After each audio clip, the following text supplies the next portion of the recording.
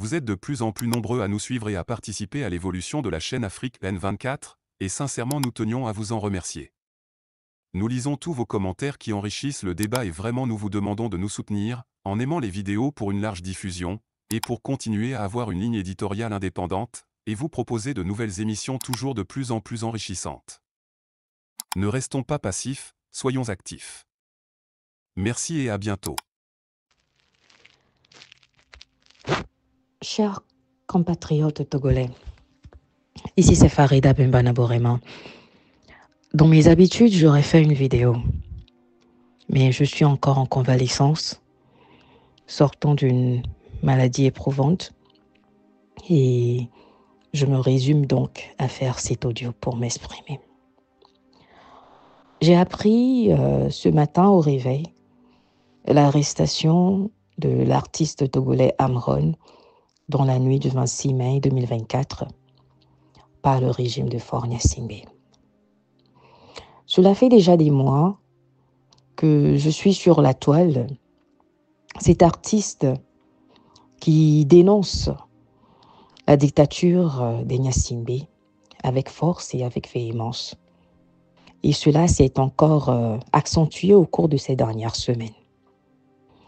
Vous savez, pour avoir été l'une des premières personnes à avoir allumé sa caméra contre ce régime, pour ne pas dire la première sans prétention, depuis 2009-2008, je sais à quoi m'attendre quand des personnes haussent le ton comme le fait Amron contre ce régime sanguinaire.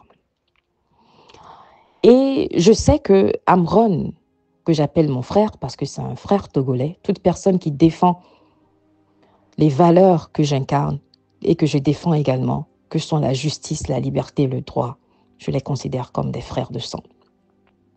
Alors, ce que Amron a fait, eh bien, je sais ce qu'il a vécu par son acte et par sa bravoure. Car quiconque, en fait, se lève contre ce régime, eh bien, il y a des choses qui arrivent. D'abord, vous subissez des menaces. Ensuite, c'est des pressions de votre propre cercle. Votre famille qui vous tourmente, vos parents qui vous persécutent, vos amis qui vous fuient. Pourquoi? Ce n'est pas parce qu'ils ne vous aiment pas. Ce n'est pas parce qu'ils vous détestent. C'est parce que le Togolais a été formaté à avoir peur. On nous a inculqué la peur de ce régime depuis l'enfance.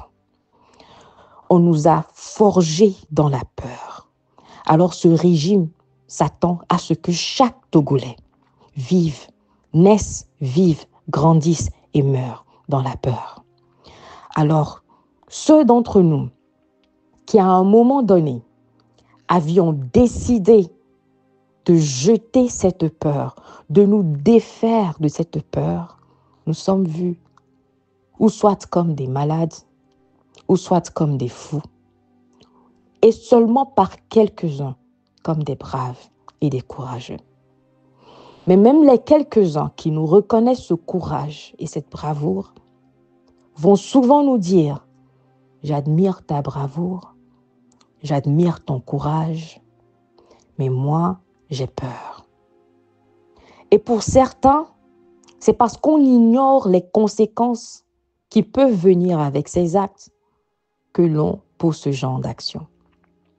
Quand on se lève contre ce régime, comme le fait Amron, de façon violente verbalement, parce que les douleurs que nous avons subies, les sévices que nous subissons, la méchanceté que nous subissons de la part de ce régime ne peuvent dans un être humain normal, qu'entraîner de la colère et de la violence verbale, voire même physique. Mais c'est parce que le Togolais a été formaté à endurer tellement d'abus que le lambda, le commun des Togolais, reste muet. Parce qu'on dit souvent que les grandes douleurs sont muettes. Mais pour revenir à mon argumentation,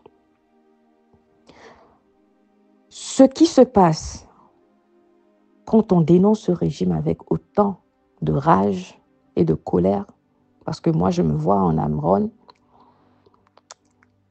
c'est ou soit on vit au Togo et on finit en prison ou tué, ou soit on ne vit pas au Togo et on reste en exil pour le reste de sa vie et on est constamment traqué, constamment harcelé. Parce que ne pensez pas que ceux qui sont en exil, eh bien, leur vie est rose et que ça s'arrête là. Non. La persécution, la pourchasse, ça continue même en dehors du territoire. Et Amron, dans ses propos, avait déjà dit que lui, il accepte de se sacrifier.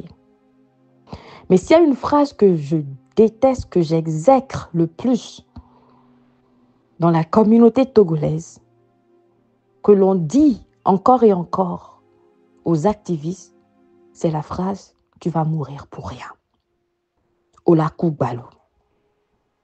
Quand les gens profèrent ce genre de propos envers les militants, ceux qui choisissent de se sacrifier, ce qu'ils ne comprennent pas, c'est que non, le militant ne meurt pas pour rien.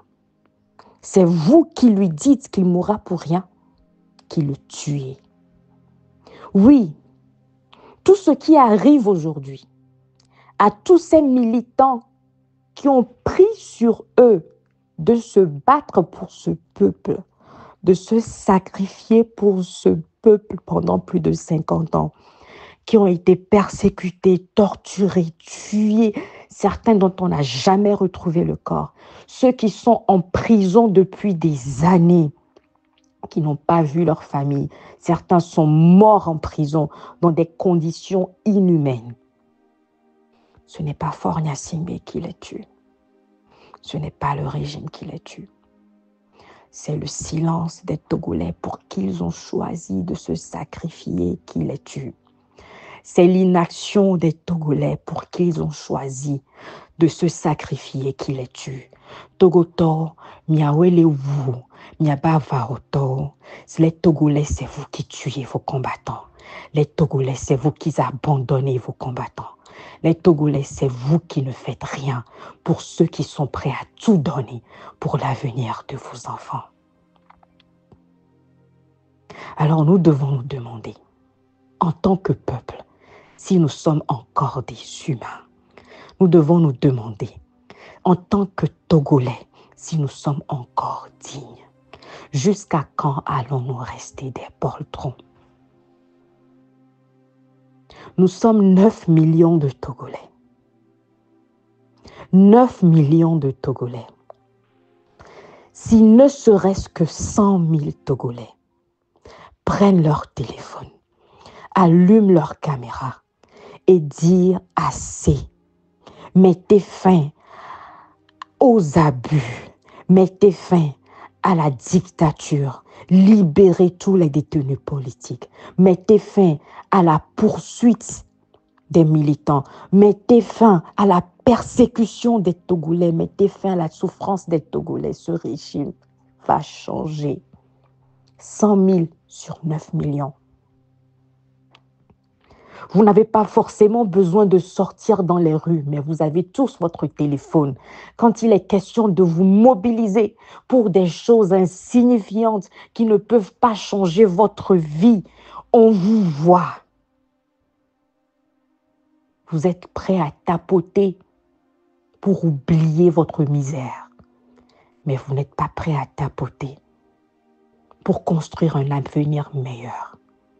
Jusqu'à quand est-ce que le reste de l'Afrique continuera de nous traiter, nous les Togolais, comme des bêtes, comme des indignes, comme des poltrons, comme des inhumains? Hommes togolais, où êtes-vous? Femmes togolaises, où êtes-vous? Il n'y a rien qui fasse plus mal que de savoir qu'on se bat pour un peuple qui s'en fout. Jusqu'à quand? Farida Naborema. Likez la vidéo si ce n'est pas déjà fait. Laissez aussi votre point de vue en commentaire. Abonnez-vous et cliquez aussi sur la petite cloche de notification pour ne rien rater de nos prochaines vidéos. N'oubliez pas de partager aussi la vidéo et de la liker.